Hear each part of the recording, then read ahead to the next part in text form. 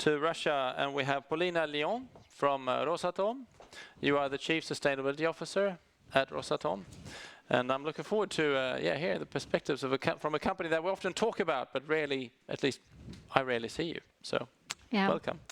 Thank you very much.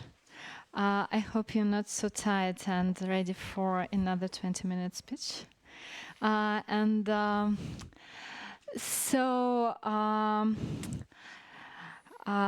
Yes, I'm a Chief Sustainability Officer for Rosatom for 1 year already, so that was quite a new position for our company as a whole. And it was established specifically in regard of current importance of all sustainability issues. I think we have quite an important discussion today, and specifically in regard of all these taxonomy discussions and the Green Deal regulation that is currently discussed in European Union. And so I would like to share with you today our certain practices of how we finance our large nuclear projects, because frankly speaking, we hope a lot to have an access to this sustainability finance that is currently developing, and we're all waiting for the taxonomy decision. So let me put you through a brief overview of what Rosatom is about. First of all, I would like to mention that we have quite a various product portfolio that is combines of two parts. That is energy sector and non-energy sector products, which both parts of them are based on nuclear technologies. And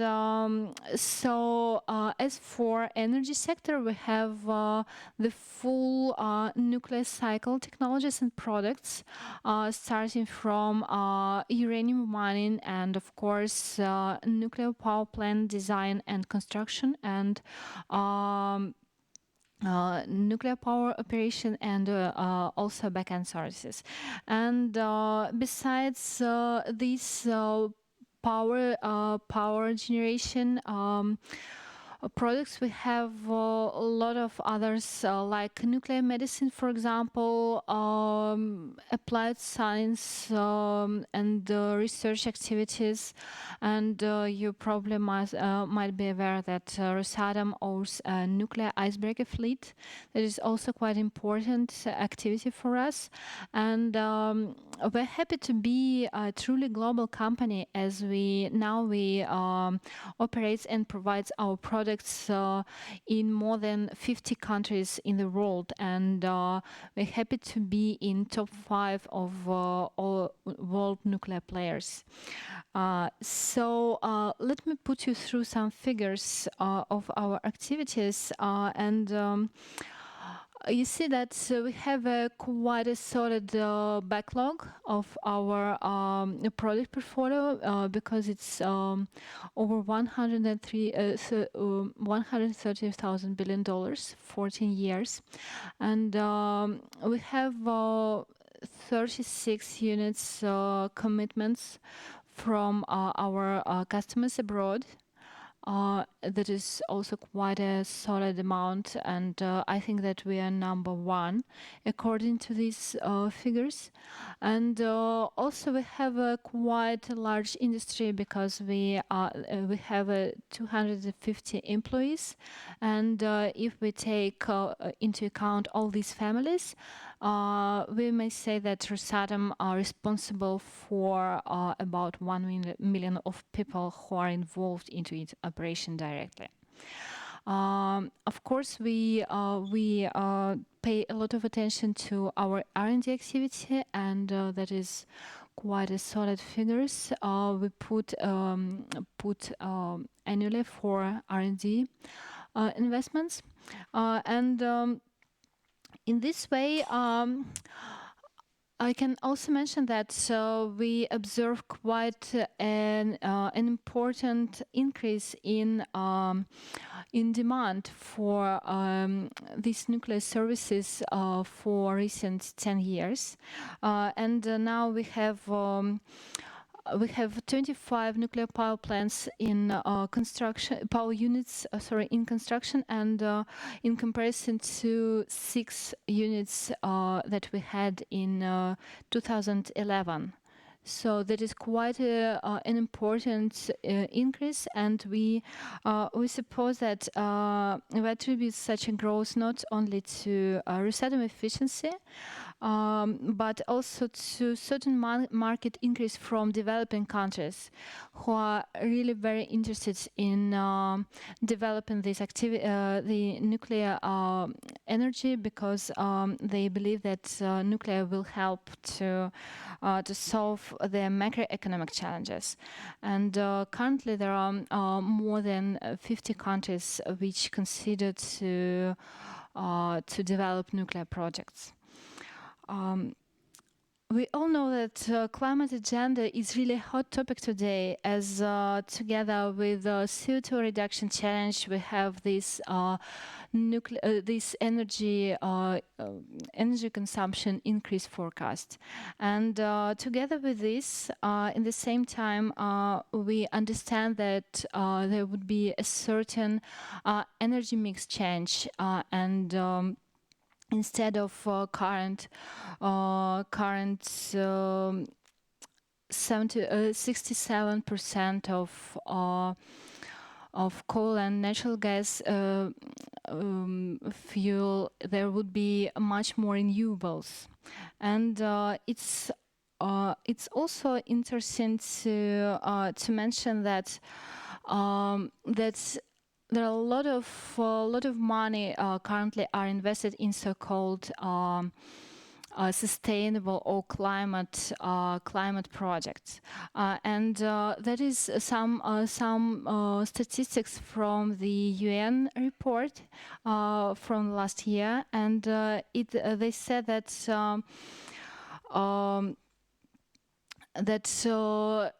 most of money which are invested in energy efficiency and renewable energy projects, they surprisingly they're private investments, and that is quite interesting findings, because we see with this that, for example, in sustainable transport we see mostly public money.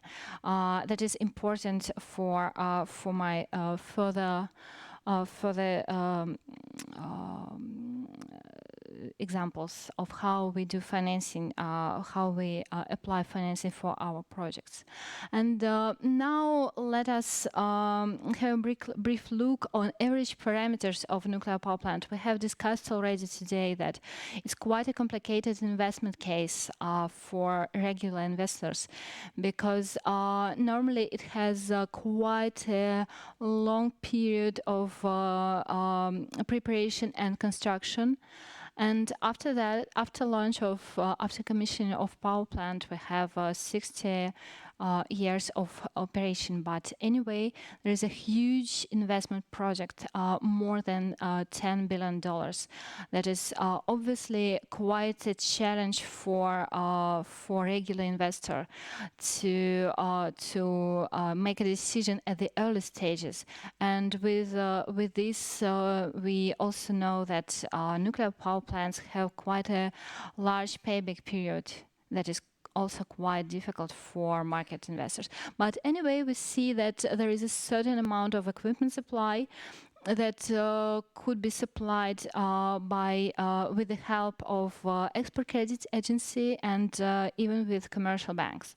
I mean, this equipment that is quite international one, and there are a lot of trusted suppliers for this equipment. So we have some experience with this. But together with this, we see that nuclear power plant is not a unique project.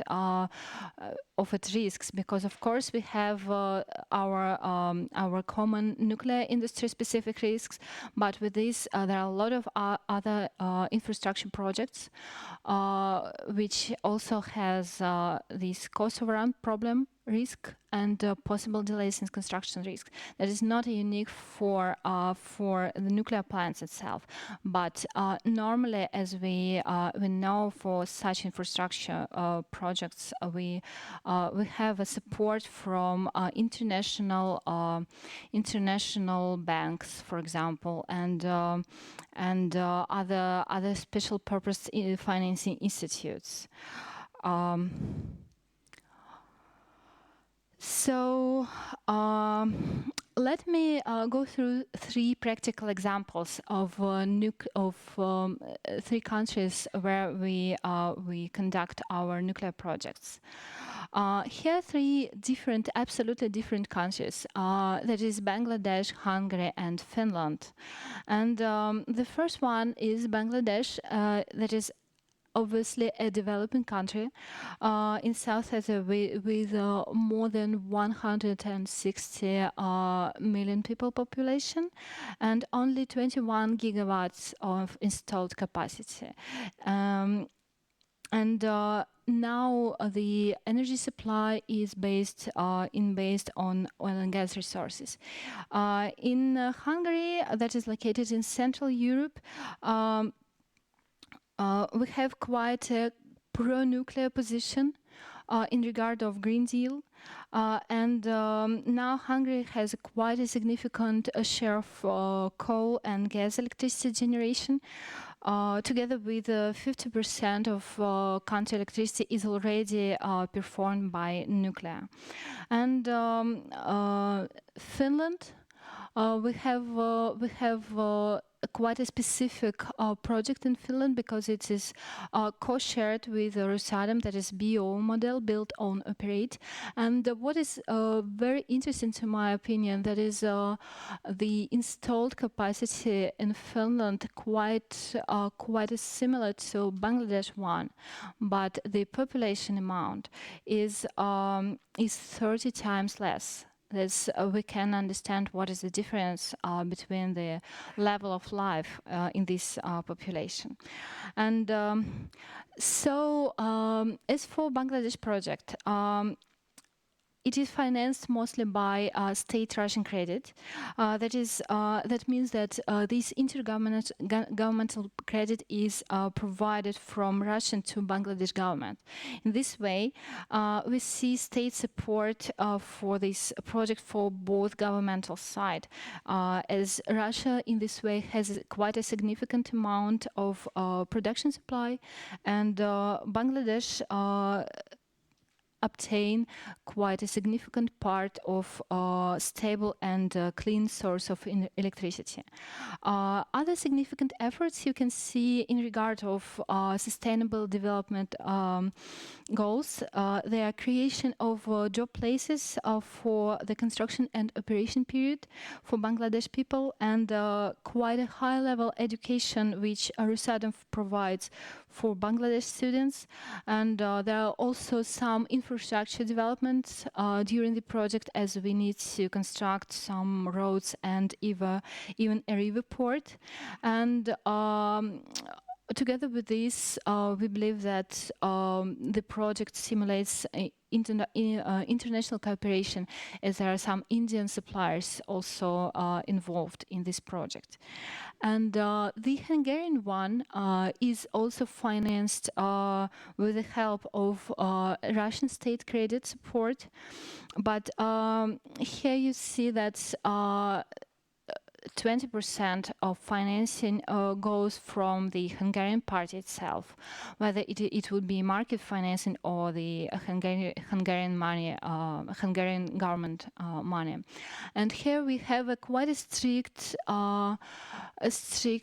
regulation from European Union, which requires us to provide more than 50% of supply from non-Russian suppliers. So in this this way, there are involved in project already involved GE Alstom Consortium for turbine hull and Framatome Siemens for RNC supply. In this way, we suppose that there could be attracted some financing with the help of ECA, of the European countries, and European commercial financing, of course.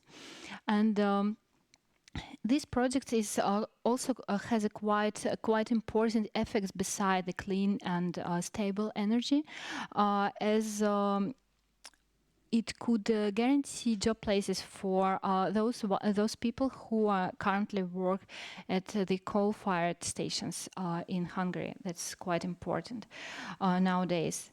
And for the last project in Finland, as I said, that is built on operate model, and we have a 34% share in capital. And for the start of the project nowadays, we have state support of Russian money that is also structured as a credit money. But anyway, we can start the project with this.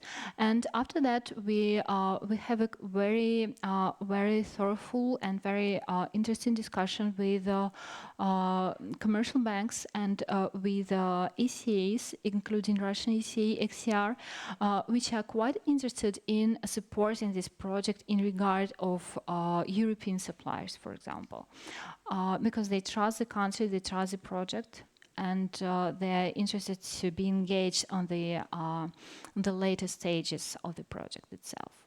And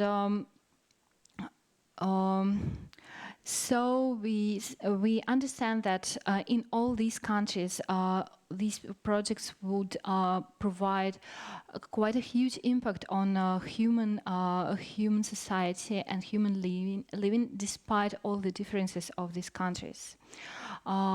And specifically for guaranteeing job places, specifically for long-term production development, we suppose that's quite important effects besides all economic effects.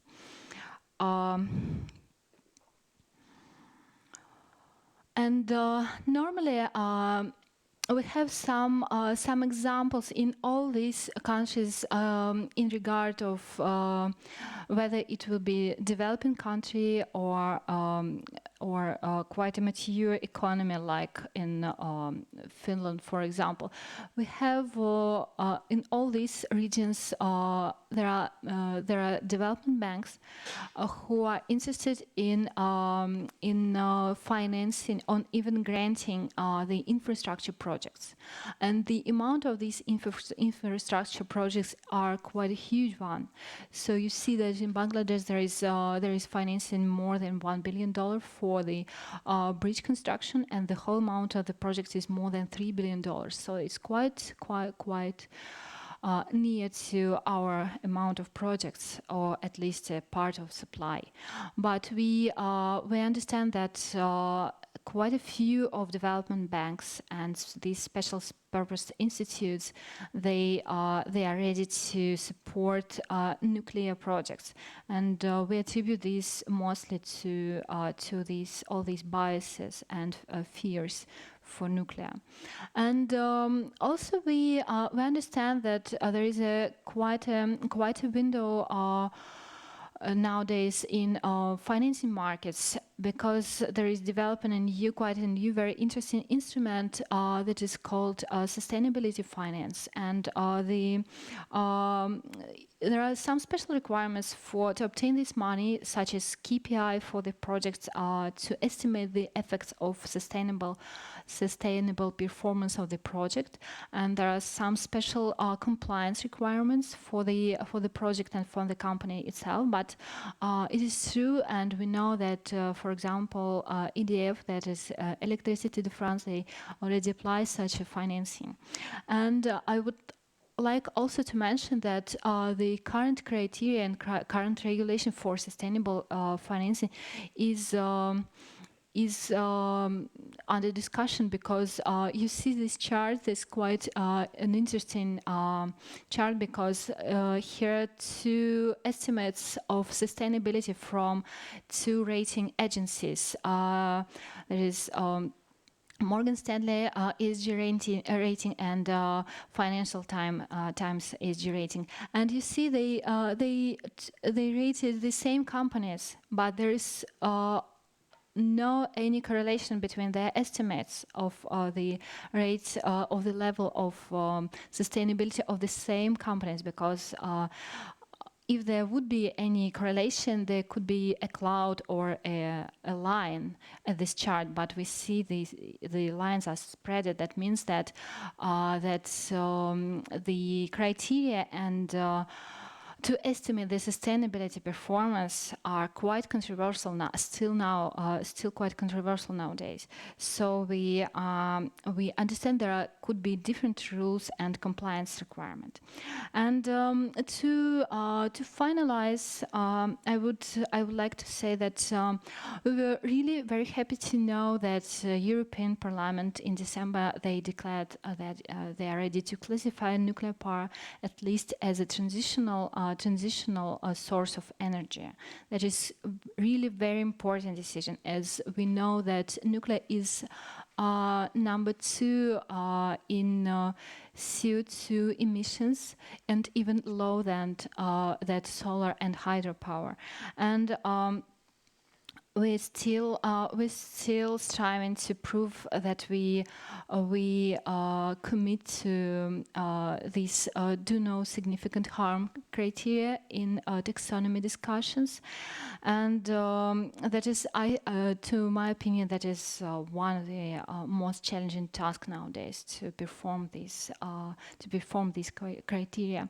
And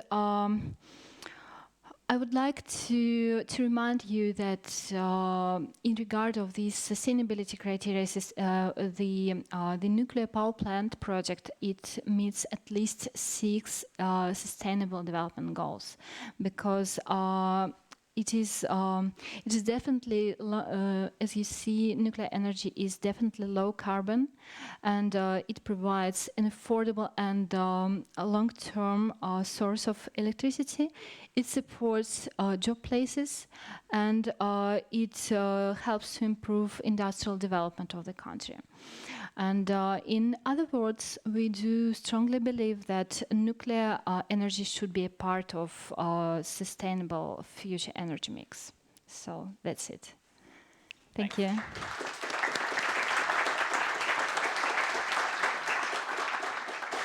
Thanks, Polina. I think, Rosatom, I think you're the most successful, one of the most successful exporting companies in terms of nuclear technology, right? So I would like to hear your thoughts on the differences in costs also between building a nuclear plant in one country versus another.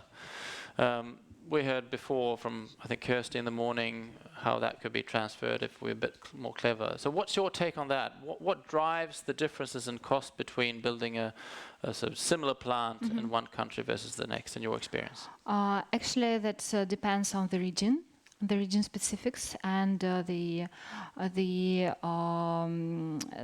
proper site configuration. So we need to choose the best place to install the power plant. That is very important, and that the cost quite dependent on the region specifics. But anyway, we're trying to deal with the construction costs through standardizing, that was Kirsty talking about, and so we have our basic design plans that are based in Russia. So we're trying to perform it as a to take this basic design and not to make much amendments to it. So what are the differences in the cost? When you can you give us a sense of kind of a similar plant that you build in different countries? How much can they vary? There could be specific requirements from local regulation authorities.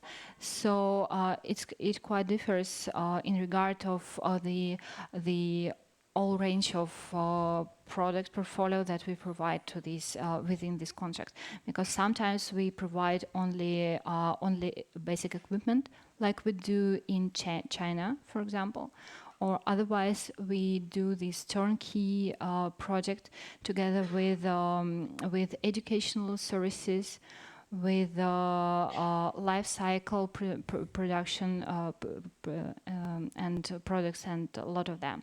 So it's quite difficult to compare different projects, because the scale of the project, the amount of services is quite different.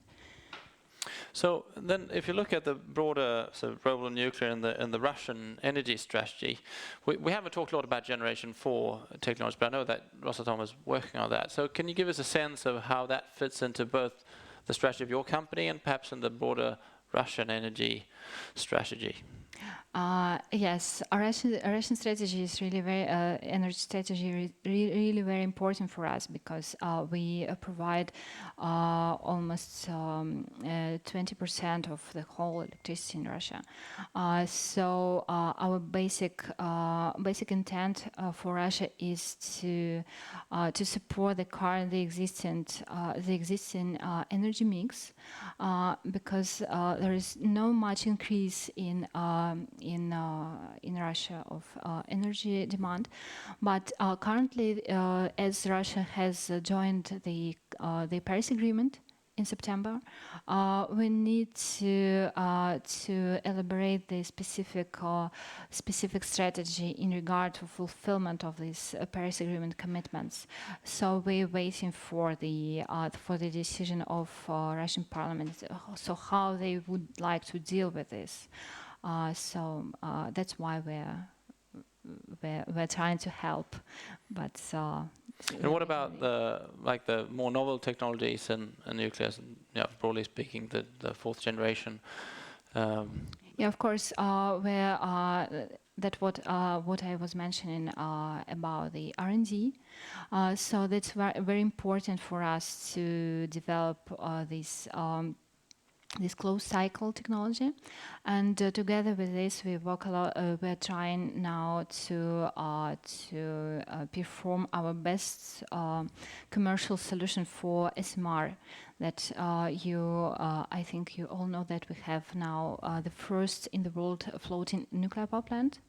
That is called Academic Lomonosov, and last year it was transited to its place to operate. So now we are working a lot on this onshore solution to perform small modular reactors for like a serial production. So that is the focus for Russian and international markets. All right, so I think we're moving now to a panel, so you can stay, Yeah, I think. okay. I don't know if we need a new mic for you.